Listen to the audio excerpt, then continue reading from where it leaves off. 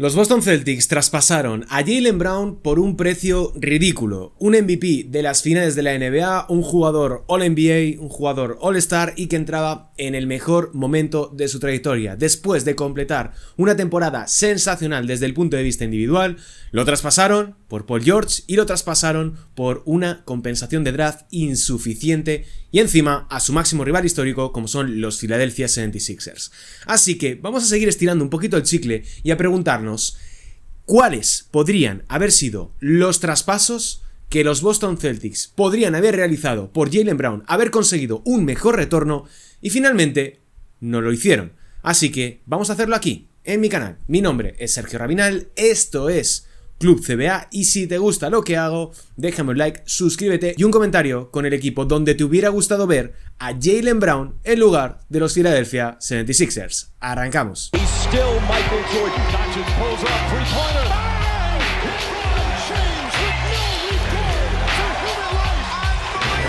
Hola, ¿qué tal? Bienvenidos un día más aquí a Club CBA para seguir hablando de la cuestión de Jaylen Brown, porque a mí me trae de cabeza que los Boston Celtics hayan traspasado a uno de sus mejores jugadores, a su principal rival histórico como son los Philadelphia 76ers, a cambio encima de Paul George, porque si lo hubieran hecho por Tyrese Maxey o BJ Edgecombe seguiría siendo grave, pero al menos tendrían una compensación deportiva mucho más positiva para sus intereses. Bien, y me apetecía hacer este vídeo, es decir, plantearme en dónde podría haber acabado Jaylen Brown en lugar de los Philadelphia 76ers en caso de que Boston así lo hubiera deseado. Pero antes de arrancar hay que hablar también de la realidad de lo que se ha ido reportando a lo largo de las últimas semanas. ¿Por qué Jaylen Brown no acabó en unos Clippers? ¿Por qué no acabó en unos Blazers? ¿Por qué no acabó en unos Kings o donde fuese? Y es que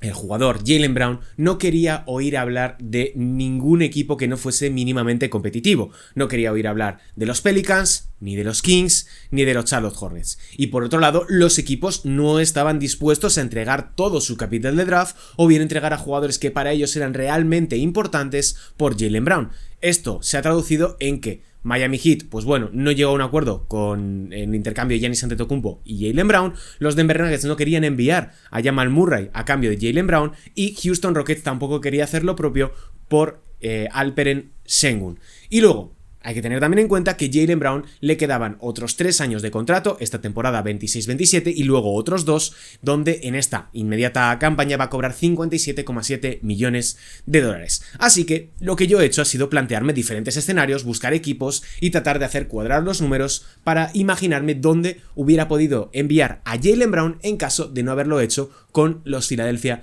76ers. El primer traspaso que me sale, el primer escenario realista posible donde yo podría haber enviado a Jaylen Brown y los Boston Celtics pudieron hacerlo también, son los New Orleans Pelicans. Los Pelicans que ahora mismo, si no os habéis enterado, han hecho una de las mayores pifias en los últimos años desde el punto de vista de la gestión de sus activos, porque le han dado un contrato de 2 años por el mínimo de veterano a DeAndre Jordan. Porque esto es importante, y luego ya volvemos con el caso de Jaylen Brown. Porque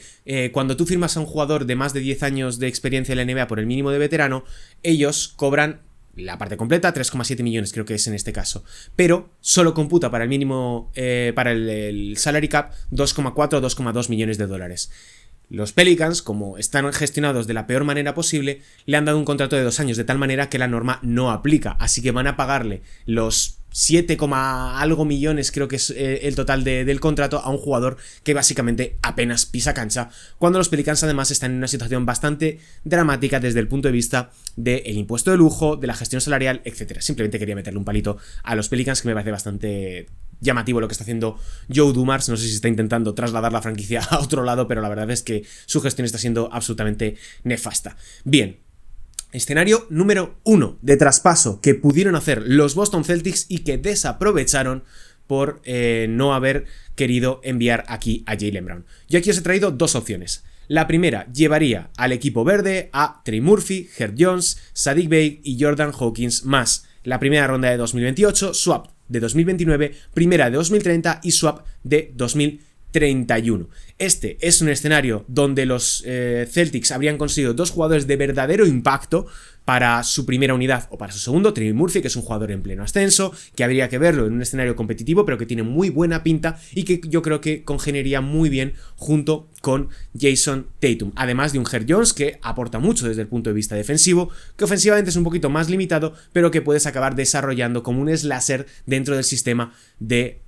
Joe Mazzulla. Y luego, bueno, dos jugadores de fondo de banquillo como Saddiq Bey o Jordan Hawkins que los podrías enviar a otro lugar o bien quedártelos a futuro, además de las mencionadas 4 primeras rondas, 2 primeras y luego 2 swaps que normalmente nunca se convierten, sobre todo si estamos hablando de los Pelicans. Y una segunda opción donde tendríamos a Trey Murphy y DeJounte Murray. ¿Por qué DeJounte Murray? Porque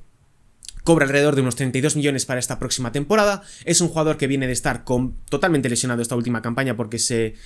rompió el tendón de Aquiles al inicio de la temporada 24-25 y esta se la ha pegado casi en blanco hasta creo que el mes de febrero, así que retornó DeJounte Murray a la rotación. Y además, para ganar un poquito de flexibilidad, los Celtics enviarían a Jaylen Brown y a Jordan Walls, además evidentemente de las rondas de draft que podrían ser incluso más, ya que DeJounte Murray puede tener un valor mucho menor respecto de la conjunción de Saddiq Bey, Jordan Hawkins y Herb Jones. A mí cualquiera de estos dos escenarios me gustaban desde la perspectiva de Boston porque ganaban flexibilidad, ahorraban unos cuantos millones de dólares que traducido en impuesto de lujo era un poquito más de dinero en caso de que superasen dicho umbral, y era bastante interesante para la perspectiva de los Boston Celtics para empezar a reconstruir ese equipo ya sin Jaylen Brown y solamente con Jason Tatum. Pasamos al siguiente escenario y aquí hay que hablar de los Sacramento Kings. Y los Kings también están en una situación bastante crítica porque es un equipo realmente caro. Tienen a Domantas Sabonis, tienen a Zach LaVine, ahora han cortado el contrato de DeMar DeRozan, pero tienen 10 millones de dólares muertos en sus libros de cuentas, además de otros tantos jugadores como Malik Monk y Keegan Murray, DeAndre Hunter, etcétera, que para un equipo que está peleando por ser 14º, 13º, 12º y con suerte entrar en la zona de play-in de la Conferencia Oeste, es un precio demasiado alto para un equipo que no va a ser realmente competitivo. De tal manera que es una buena oportunidad, o era una buena oportunidad para realizar un traspaso de dimensiones importantes, librarse de diferentes salarios para poder conseguir un jugador que te ayude verdaderamente a elevar el suelo competitivo de ese equipo. Aquí aparecía la posibilidad de un intercambio entre los Kings y los Boston Celtics, donde yo hice las siguientes cuentas: DeAndre Hunter, Keegan Murray y Maxime Reynaud a los Boston Celtics, y luego, en forma de compensación de draft, el swap de 2027 que está protegido del 1 al 16 para que poder ayudarles un poco a llevar a cabo dicha operación, la primera de 2028, swap de 2029, primera de 2030 y una primera también de 2032. Aquí el tema de las rondas, la gente se pone muy sensible, pero yo creo que depende un poco. Hemos visto traspasar a los Lakers por Walker Kessler a 4 primeras rondas y luego por Jaylen Brown y por Kawhi Leonard han sido creo que 2 o 1.5 o algo así, realmente convertibles. Es un poco random el tema de las rondas en los traspasos, pero bueno, si podéis añadir o quitar me da un poco igual, pero simplemente para que tengamos una imagen de cuánto era lo que podían enviar dichos equipos para hacerse con Jaylen Brown, aunque luego en última instancia podría haber sido poco. Sacramento hubiera aumentado en esta operación su gasto, hubiera aumentado su nivel de salarios, pero probablemente hubiera tenido más opciones luego de mover a Malik Monk, de mover a Zach LaVine o incluso a Domantas Sabonis y empezar a reconstruir su futuro. Boston habría bajado unos 6 millones de dólares en salarios, habría ganado un pivot muy interesante como es Maxime Reynaud, un tirador para el puesto de 4 como Keegan Murray, que esta última temporada ha experimentado un bajón notable, pero puede deberse a que los Kings daban pena esta última temporada, y luego DeAndre Hunter, que si bien no es la panacea, es un jugador que te puede ayudar a completar la rotación junto con Jason Tatum. Pasamos al siguiente escenario, que es el traspaso que hubiera llevado a Jaylen Brown a los Portland Trail Blazers. Este hubiera sido un traspaso bastante grande, no solamente en términos de jugadores involucrados, también de rondas y de sus contratos. ¿Por qué? Porque a Boston hubiera retornado Drew Holiday, hubiera llegado Scoot Henderson y Shadon Sharpe, que depende de cómo lo mires, es quizá hasta demasiado por Jaylen Brown. Y luego una serie de compensación de draft, la primera de 2027 que está protegida del 1 al 14, que básicamente esto no acabaría por convertirse, de tal manera que tendrían que compensarles con una futura segunda o alguna movida de estas, y luego ya entraríamos en primera de 2031, swap de 2032 y primera de 2033. Además, los Boston Celtics habrían enviado a Jaylen Brown y a Sam Hauser para hacer cuadrar los números. Esto hubiera tenido sentido para las dos partes. ¿Por qué? porque los Blazers tienen 18 millones de guards, parece el Chelsea con los porteros. Tienen una enorme cantidad de jugadores en la misma posición, que cumplen funciones prácticamente muy parecidas dentro de este equipo. Y yo creo que Mike Conley va a tener que hacer un enorme encaje de bolillos porque tienen a Scoot Henderson, a Ja Morant, a Drew Holiday y a un retornado Damian Lillard. Y seguro que se acaba añadiendo algún que otro jugador, lo cual desplaza a Shadon Sharpe ya definitivamente al puesto de 3 y Toumani Camara 3/4 de lo mismo. Hubiera sido una reducción salarial importante para Boston Celtics, ganarían flexibilidad, ganarían rondas y los Portland Trail Blazers podrían haber conformado una alineación con Ja Morant, con Damian Lillard, con Jaylen Brown y Denny Avdija y luego Donovan Clingan en el puesto de 5. Es decir, un equipo bastante competente y bastante completo para poder competir por no solo llegar a la zona de playoffs, sino empezar a pensar en tener objetivos mucho más ambiciosos. A mí yo creo que de todos los que os he planteado es el que más me gusta, porque Boston habría conseguido a Scoot Henderson, que me parece un jugador tremendo, pese a que haya gente a la cual no le termina de convencer. Yo sigo confiando mucho en Scoot Henderson. Shadon Sharpe es alguien tremendamente infravalorado y al mismo tiempo que creo que tiene un techo muy, muy definido en su desarrollo. Y Drew Holiday es alguien que se lleva muy bien con Jason Tatum, conoce la casa y ya sabe lo que es ganar con la camiseta verde. Y luego pasamos al último traspaso, que sería con los Cleveland Cavaliers. Me parece un poquito más fumada y creo que lo he metido únicamente para completar y tener 4 traspasos y hacer un poquito más largo el vídeo, pero dadas las circunstancias donde están ahora mismo los Cleveland Cavaliers, yo francamente ya no descarto absolutamente nada, porque Cleveland parece estar como muy centrado en conseguir a LeBron James. Lo explicaba el otro día en un artículo en Gigantes, que lo dejaré igual en alguna tarjeta, que explico con detenimiento todos los pormenores de dicha operación, pero creo que está en una situación donde han apostado todo a por LeBron, están demorando al máximo la renovación de James Harden y todo ello les puede llevar a una situación bastante complicada. De tal manera que, hipotéticamente, si ya supieran que LeBron no iba a ir a la franquicia, podrían haber llevado a cabo esta operación. Un intercambio que a mí no me hace especial ilusión, insisto, pero que puede ser bastante mejor para los intereses de los Boston Celtics que el que realizaron por Paul George. A Boston pondrían rumbo Jarrett Allen, Max Strus y Dennis Schroeder por Jaylen Brown y las rondas de 2031 y 2033 y los swaps en 2030 y en 2032. Este es un escenario donde Boston consigue un pivot, consigue un tirador para rodear a Jason Tatum y un base de fondo de armario como Dennis Schroeder, que ya estuvo en el pasado, que lo hizo relativamente bien, pero que si no en febrero te lo puedes enviar a cualquier otro sitio, porque el pobre Dennis Schroeder se ha convertido en un jugador contrato en las últimas temporadas. Bien, otro escenario donde me gusta aún menos, porque Evan Mobley me gusta aún menos que Jarrett Allen, pero podrían haberlo enviado a Boston a cambio de Jaylen Brown en una operación que se resumiría en Evan Mobley y Sam Merrill por Jaylen Brown y Sam Hauser. ¿Por qué meto aquí a Sam Hauser y a Sam Merrill? Porque